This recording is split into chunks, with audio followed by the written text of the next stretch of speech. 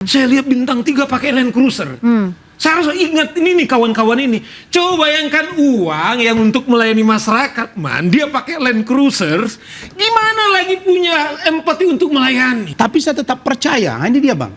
Saya percaya bahwa ketika saya bertemu dengan beberapa jenderal, pejabat utama Polri, saya melihat dari cara bicara dan sikap mereka, menggambarkan bahwa mereka ingin Polri diperbaiki. Masih diinterupsi pemirsa, saya ke Bang Saur. Bang, tadi Anda mengatakan soal figur, apa yang Anda ingin coba untuk katakan? Ya, karena ini adalah sipil dalam konteks dimanapun. Kalau kita menjalin budaya, adalah keteladanan. Saya masih ingat, saya ikut mengantarkan Ibu Sugeng, ibunya Hugeng, waktu ke pemakaman Mas Arianto. Ada satu cerita, karena sedemikian prihatin keluarga ini, ibu itu dapat kiriman golden dari dari bapaknya di Belanda untuk bisa dia kembali ke Belanda. Dia bilang, "Mah, nggak boleh. Jangan sekarang ini. Orang nggak percaya, tetap uangmu itu adalah dari keluarga. Dari keluarga." Coba bayangkan bagaimana empati sedemikian rupa yang dibangun oleh seorang Kapolri ini. Bayangkan tidak ada dalam kejaksaan presiden bersih, kemudian Panglima TNI bersih, kecuali Kapolri namanya Pak Hugeng. Artinya sebenarnya polisi punya modal sebenarnya yang menjadi teladan, bukan sekedar untuk diberikan kepada polisi. Coba, hal detail saja di Rasman saya masuk ke Kapolres, mungkin kamu Yuriara, saya lihat bintang 3 pakai Land Cruiser. Saya harus ingat ini nih kawan-kawan ini. Coba bayangkan uang yang untuk melayani masyarakat, dia pakai Land Cruiser. Gimana lagi punya empati untuk melayani? Oke, saya mau dengar dari Bang Rasman, silakan. Baik. Saya kira banyak pikiran dari Saudara Julius, Bang Saur, Pak Arianto tadi, kita sepakat ya bahwa perlu pembenahan di Polri, yes. Yang saya tidak sepakat itu jangan ada persoalan di bawah terus mengarahnya ke Kapolri, itu saja. Karena kita tahu bahwa seorang Kapolri, dia bukan ya seperti bahasanya Pak Prabowo yang dikritik dulu, dia tidak punya tongkat Nabi Musa ketika terjadi bencana di Sumatera, Aceh, Sumut, dan Sumatera Barat. Saya mau katakan bahwa kita sepakat ada the supremacy of law. Ya, kita, patokan kita adalah hukum tertinggi. Maka karena fungsi pelayanan, fungsi melindungi, fungsi melayani, maka Polri dibebani tugas begitu banyak. Sebenarnya kalau boleh kita sepakat bahwa hari ini ada banyak pikiran-pikiran cerdas yang dilahirkan oleh teman-teman semua. Termasuk misalnya saya, benar kata Bang Saur, saya ini orang yang berdiri tegak untuk Polri.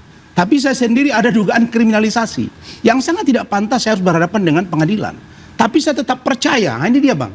Saya percaya bahwa ketika saya bertemu dengan beberapa jenderal, pejabat utama Polri, saya melihat dari cara bicara dan sikap mereka, menggambarkan bahwa mereka ingin Polri diperbaiki.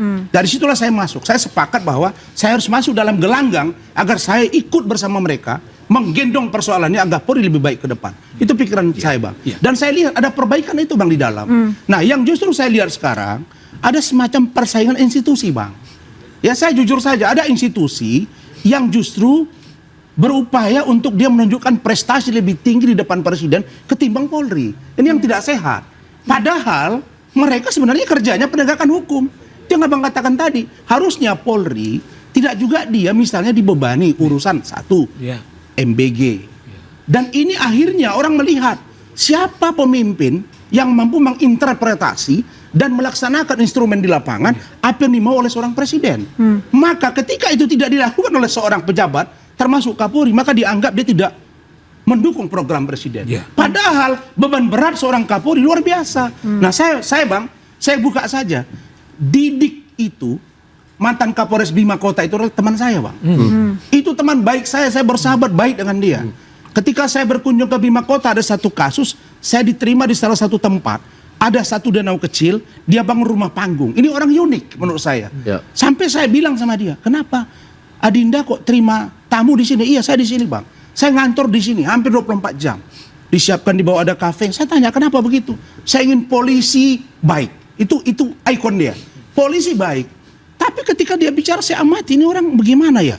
Feeling saya menduga waktu itu something wrong. Ternyata benar bahwa dia ternyata menjadi seorang pengguna dan pengedar narkoba sekaligus memerintahkan anak buahnya. Nah, sekarang saya katakan bahwa ada keinginan besar dari Pak Arianto ada keinginan besar dari Bang Saur, dari Pak Adinda Julius, kita semua. Tapi kalau kita tidak gotong bersama-sama ini, maka menurut saya, mari kita dukung presisi ini bisa diwujudkan. Mari kita bisa memberi pikiran kepada presiden dan yang lain sebagainya agar Polri jangan dibebani urusan yang bukan tugas dia. Sehingga kewenangan ini tidak tumpang tindih. Maka karena ini berkaitan dengan urusan politik, maka kelihatan Kapolri selalu dilihat dalam langkah politik. Padahal dia dipaksa oleh keadaan untuk dia berpolitik. Sesungguhnya dia tidak ingin berpolitik karena Polri benar bahwa dia ingin melayani, mengayungi dan melindungi masyarakat. Kira-kira begitu. Ya Bang, tapi soal penegakan hukum tadi ini juga dinilai masih banyak evaluasinya loh Bang. Iya, kita sepakat. Saya jujur Bang Saur ya. Pada waktu saya ditersangkakan itu salah satu dirnya itu bintang 1. Saya telepon dengan dia. Kasus Vina Eki kan saya pasang badan juga, Bang. Apa dia bilang ke saya? Mohon maaf Bang Rasman, ternyata kami salah nilai. Tapi perintah atasan Bang, ini yang saya berharap agar orang yang menonton saya bicara ini sudah malu dia. Dia sudah malu karena ternyata Rasman berbuat untuk kita tapi kita zolimi. Tapi menurut keyakinan saya masuk di dalam untuk memperbaiki Polri lebih baik daripada saya biarkan. Ya, nah ini jadi saya mau dengar. Itu pikiran saya. Ini sekarang masih bintang 1 orangnya, Bang. Ini maksud saya adalah betul itu, kami sebagai advokat tuh Pak Irianto juga bisa tahu memang kultural militer itu sangat kuat gitu loh. Misalnya atensi. Inilah kata yang sering di telinga kami sebagai seorang lawyer ketika berhubungan dengan polisi, artinya yang sebenarnya tidak punya dasar hukum karena tunduk kepada atasan. Inilah sering terjadi apa yang saya share dari Pak Irianto. Nah, oleh karena itu menurut saya soal struktur ini harus segera kita perbaiki karena memang kita sudah pisah dari tentara. Cuma kalau enggak, ya seperti Rasman bilang tadi, itulah terjadi praktek hampir 100%. Karena apa? Kita telepon pimpinannya, ini atensi dari atasan. Padahal kalau kita bicara atensi daripada pelayanan masyarakat, dia kan menjaga keamanan ketertiban. Di mana ayah ketika dia tidak ada keamanan, datanglah polisi, apa masalah? Bukan ketika hanya penangkapan dia penindakan, itu bagian terakhir daripada kepolisian, sama dengan polisi Jepang. Dia bersepeda 24 jam di lingkungan. Dia tahu ada warga ini masalah, polisinya datang dengan sepeda, bukan dengan Land Cruiser. Begitu juga polisi di Singapura, mereka kaya banget masih kita lihat polisi itu naik sepeda. Sekarang teno, tidak malu polisi melanggar gardu lalu lintas.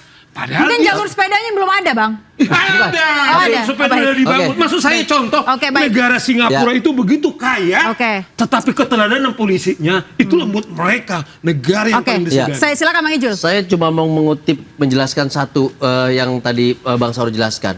Ketika Jenderal Hugeng mengatakan meskipun itu dari keluarga kamu kiriman uang gulden itu, masyarakat nggak akan percaya.